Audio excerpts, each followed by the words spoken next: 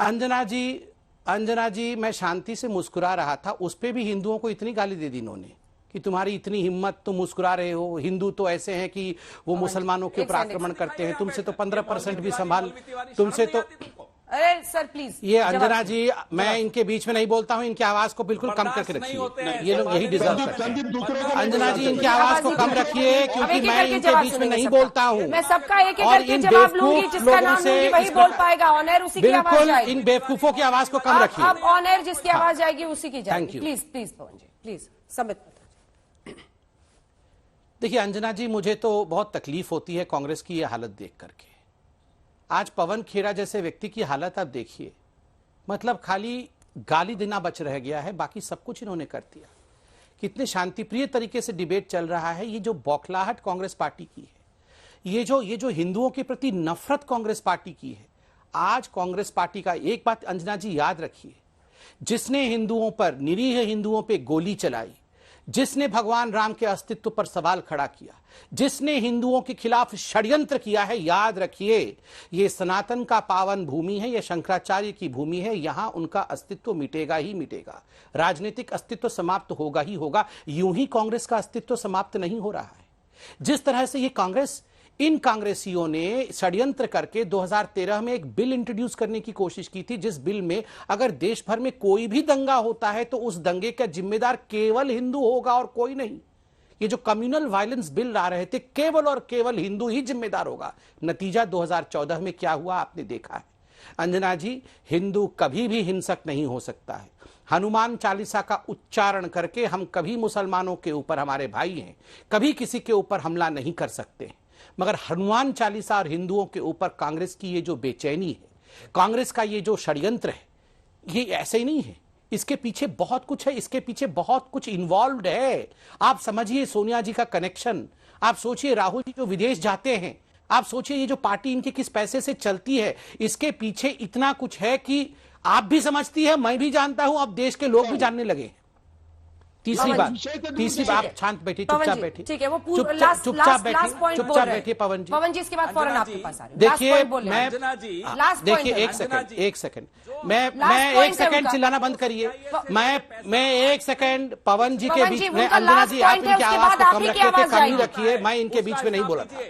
ये देश ऐसा नहीं होता है अंजना जी। देखिए मैं किसी के बीच में नहीं बोलता हूँ, मगर ये जिस प्रकार की बौखलाहट की भाषा का प्रयोग कर रहे हैं। जी को मेरे साथ दिखा दीजिए। पवन जी प्लीज सर, इसके बाद आप ही जवाब देंगे। पवन जी प्लीज सर, आवाज कम करिए, ये लोग पूरा मानसिक संतुलन खो बैठे हैं। Last point Sambit ji, thank you. Last point देखिए अंजना जी, ये शांत होंगे तभी तो बोल पाऊंगा। अंजना जी, मुझे तो आपत्ति इस बात की है, इन्होंने कहा मोहन भागवत जी का दिमाग नहीं, इन्होंने कहा हमारा दिमाग नहीं। हाँ, दिमाग सारे का सारा घुटने में राहुल गांधी का है, ये देश जानता है। ये दिमाग शब्द का प्रयोग आप इतनी बार क्यों करते हैं? जिसके नेता के पास, नेता का दिमाग घुटने में होता है, वो इतनी दिमाग नहीं है, दिमाग नहीं है, दिमाग नहीं है, नहीं अंजना जी, मोहन भागवत जी कितने सीनियर व्यक्ति है, उनके लिए आपने मेरे लिए कह दिया होता कोई बात नहीं, हम उम्र है, आपने मेरे लिए कह दिया होता, चलिए ठीक बात है। ठीक है, मोहन भागवत जी के लिए इस प्रकार के शब्दों का प्रयोग, ठीक है। पवन जी अब जवाब दीजिए। घुटने में दिमाग राहुल गांधी का, दूसरे का दिमाग चेक करने का थर्मोमीटर लेके चले। बोलिए पवन जी। 50 गाड़ियों का काफिला लेके मोहन भागवत घूमते हैं हमारे टैक्स पेयर के पैसे से। है कौन वो? Who is he? कौन है ये?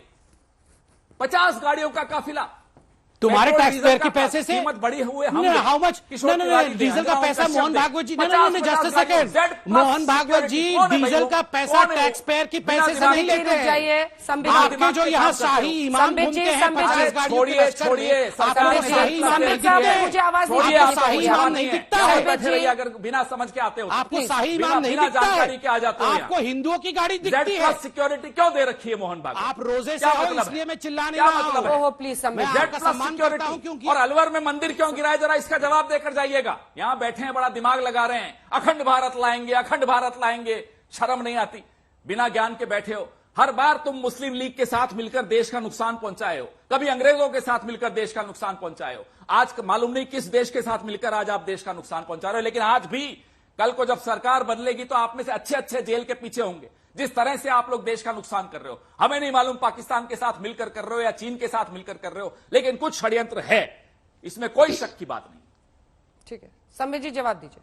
चले आते हैं मुंह उठाकर भाषण देने।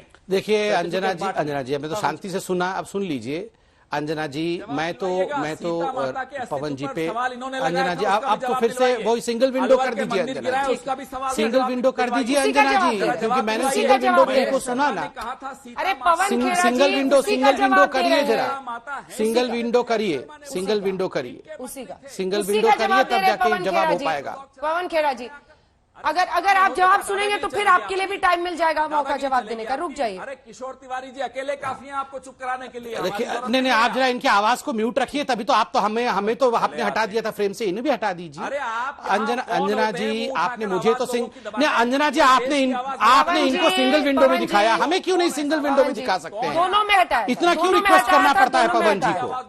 आप पे भी आप प्लीज अंजना जी, मैं बीच में बोलता ही नहीं हूँ, आप इनको हटाइए, मैं आराम से जवाब देता हूँ, फिर आप संबित जी को दिखा दीजिए एक बार मेरे साथ, उसके बाद से एक बार पवन जी, दोनों का आवाज बंद करा दो।